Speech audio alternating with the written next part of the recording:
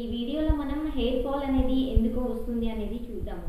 So మనకి day to day లైఫ్లో చాలామంది పేషెంట్స్ డాక్టర్స్ దగ్గరికి వచ్చి ఏం చెప్తారంటే హెయిర్ ఫాల్ అవుతుంది, లేకపోతే ప్రీమెచ్యూర్ డ్రైయింగ్ ఆఫ్ హెయిర్ అవుతుంది, హెయిర్ అంతా గ్రే కలర్లో మారిపోతుంది, అసలు హెయిర్ ఫాల్ ఎందుకు అవుతుంది అనేది చాలామందికి చాలా డౌట్స్ అనేవి ఉన్నాయి.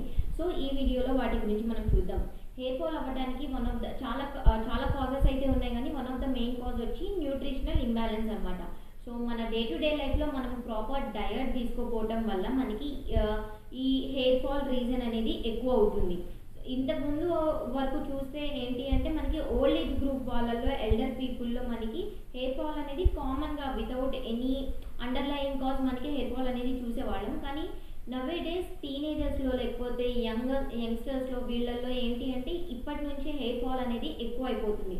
సో దానికి స్ట్రెస్ అనేది ఒక వన్ ఆఫ్ ద మెయిన్ రీజన్గా మనం చూస్తాము, లేకపోతే హార్మోనల్ ఇంబ్యాలెన్స్ని మనం రీజన్గా చూసుకోవచ్చు, లేకపోతే మన ఎన్విరాన్మెంటల్ ఫ్యాక్టర్స్ అవ్వనివ్వండి, లేకపోతే పొల్యూషన్ కానివ్వండి, ఇవన్నీ కూడాను హెయిర్ ఫాల్కి రీజన్స్ అనమాట. సో మనం హెయిర్ని కూడా మనం హైజీన్గా ఉంచుకుంటూ మనం హెయిర్ వాష్ అనేది ప్రాపర్గా చేసుకుంటున్నట్లయితే మనం హెయిర్ ఫాల్ని కొంచెంగా మనం మేనేజ్ చేసుకొని తగ్గించుకోవచ్చు. సో వీటితో పాటుగా ఇంకొక కాజ్ ఏంటి అంటే మనకి న్యూట్రిషనల్ ఇంబ్యాలెన్స్. సో ఈ న్యూట్రిషనల్ ఇంబ్యాలెన్స్లో ఏమేమి వస్తాయంటే మన కార్బోహైడ్రేట్స్ ఇంబ్యాలెన్స్ కానివ్వచ్చు, లేకపోతే ప్రోటీన్ ఇంబ్యాలెన్స్ అయి ఉండొచ్చు, లేకపోతే ఐరన్ డెఫిషియన్సీ అయి ఉండొచ్చు, లేకపోతే క్యాలరీ ఇంబ్యాలెన్స్ అయి ఉండొచ్చు. సో ఇవన్నీ కూడాను మనకి డెఫిషియన్సీస్ అవ్వటం వల్ల మన డైట్లో మనకి కావాల్సినటువంటి క్యాలరీస్ కానివ్వండి, ప్రోటీన్స్ కానివ్వండి లేకపోవటం వల్ల మనకి హెయిర్ ఫాల్ అనేది చాలా కామన్గా మనం చూస్తూ ఉంటాము. సో మనం తినే డైట్ అనేది మనం హెల్దీ డైట్ చూసుకొని మనకి proper calories, proper carbohydrates, iron, ఇవన్నీ హెయిర్ గ్రోత్కి ఏవైతే కావాల్సిన సప్లిమెంట్స్ ఉంటాయో అవన్నీ కూడా చూసుకొని మనము డే టు డే లైఫ్లో డైట్ అనేది తీసుకున్నట్లయితే మనం హెయిర్ ఫాల్ని మేనేజ్ చేయొచ్చు. సో మనకి మెయిన్గా ఏవే కాంపోనెంట్స్ అనేవి హెయిర్ గ్రోత్కి లేకపోతే హెయిర్ ఫాల్కి కారణం అవుతాయి అనేది మనం ఇప్పుడు చూద్దాము. మెయిన్గా విటమిన్ డి. సో ఈ విటమిన్ డి డెఫిషియన్సీ అవ్వటం వల్ల మనకి హెయిర్ ఫాల్ అనేది ఎక్కువగా చూస్తూ ఉంటాము. మనకి హెయిర్ ఫాలికల్ గ్రోత్ అయ్యే ఫేజ్లో ఏమవుతుంది అంటే విటమిన్ డి రిసెప్టర్స్ అనేవి పెరగటం జరుగుతుంది. సో మనకి విటమిన్ డి రిక్వైర్డ్ అమౌంట్లో లేకపోవటం వల్ల విటమిన్ డి అనేది మనకి సఫిషియెంట్గా అబ్జార్ప్షన్ అనేది జరగదు రిసెప్టర్స్ ద్వారా. సో దానివల్ల మనకి హెయిర్ గ్రోత్ అనేది జరగదు. So vitamin D plays an important role in hair growth అనమాట. సో విటమిన్ డి రిచ్ ఫుడ్స్ని కనుక మనం తీసుకున్నట్లయితే మనం ప్రాపర్గా ఎర్లీ సన్రైజ్కి మనం ఎక్స్పోజ్ అయినట్లయితే కనుక మనకి హెయిర్ ఫాల్ అనేది తగ్గుతుంది. దాని తర్వాత omega 3 fatty acids, omega 6 fatty acids అనమాట. సో ఈ ఒమేగా ఫ్యాటీ యాసిడ్స్ డెఫిషియన్సీస్ వల్ల ఏమవుతుంది అంటే మనకి హెయిర్ అనేది బ్లాక్ నుంచి గ్రే కలర్లో మారిపోవటం అనేది మనం చూస్తూ ఉంటాం. సో మన colour of the hair maintain చేయడానికి ఈ ఒమేగా ఫ్యాటీ యాసిడ్స్ అనేవి ఎక్కువగా ఉపయోగపడుతూ ఉంటాయి.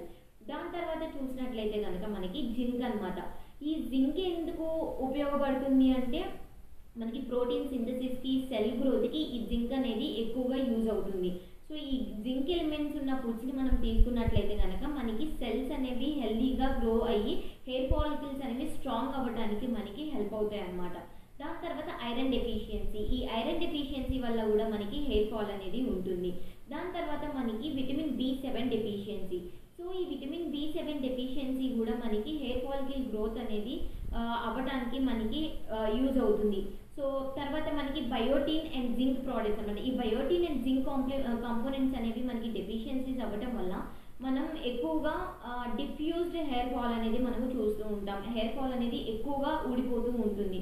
సో మనకి ఈ కాంపోనెంట్స్ అన్నీ కూడాను మనకి హెయిర్కి ముఖ్యంగా హెయిర్ గ్రోత్కి మనకి ఇంపార్టెంట్ అయిన ఫ్యాక్టర్స్ అనమాట. జింక్ ఒకటి, ఐరన్ ఒకటి, తర్వాత విటమిన్ డి ఒకటి, ఒమేగా ఫ్యాటీ యాసిడ్స్ ఒకటి, ఇవన్నీ కూడాను మనకి హెయిర్ గ్రోత్కి మెయిన్ ఎలిమెంట్స్గా మనం చూస్తూ ఉంటాం.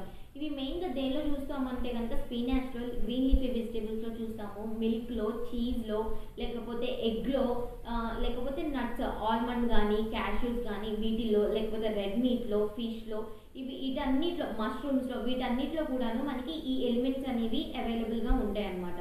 సో మనకి ఈ న్యూట్రిషన్తో పాటుగా మనం కనుక డైలీ రూటీన్లో మనం హెయిర్ని మన స్కాల్ప్ యొక్క టైప్ని బట్టి మనం హెయిర్ వాష్ అనేది చేసుకోవాల్సి ఉంటుంది. ఒకవేళ మీకు కనుక డ్రై స్కాల్ప్ ఉన్నట్లయితే కనుక మనం హెయిర్ వాష్ని ఎక్కువగా చేసుకోకూడదు. కొంచెం ఫ్రీక్వెంట్గా కాకుండా కొంచెం తక్కువగా వీక్లీ ట్వైస్ చేస్తే సరిపోతుంది అనమాట. లేకపోతే మీ హెయిర్ అనేది ఇంకా డ్రై అయ్యి బ్రేకేజ్ అయ్యి హెయిర్ ఫాల్ అయ్యే ఛాన్సెస్ అనేవి ఉన్నాయి. లేకపోతే కనుక మీది ఆయిలీ స్కిన్ అయితే, ఆయిలీ స్కాల్ప్ అయితే కనుక మీరు ఎక్కువ డర్ట్ అనేది ఉండటానికి ఆస్కారం ఉంది కాబట్టి ఫ్రీక్వెంట్గా హెయిర్ వాష్ చేసుకుంటే సరిపోతుంది. సో ఒకవేళ మీరు థైరాయిడ్తో బాధపడుతున్నట్లయితే కనుక మీకు హెయిర్ ఫాల్ అనేది ఎక్కువ కామన్ సిమ్టమ్గా మనము చూస్తాము. సో కొంతమంది long term medications, long term antibiotics use చేయడం వల్ల కూడాను మనకి హెయిర్ ఫాల్ అనేది ఉంటుంది.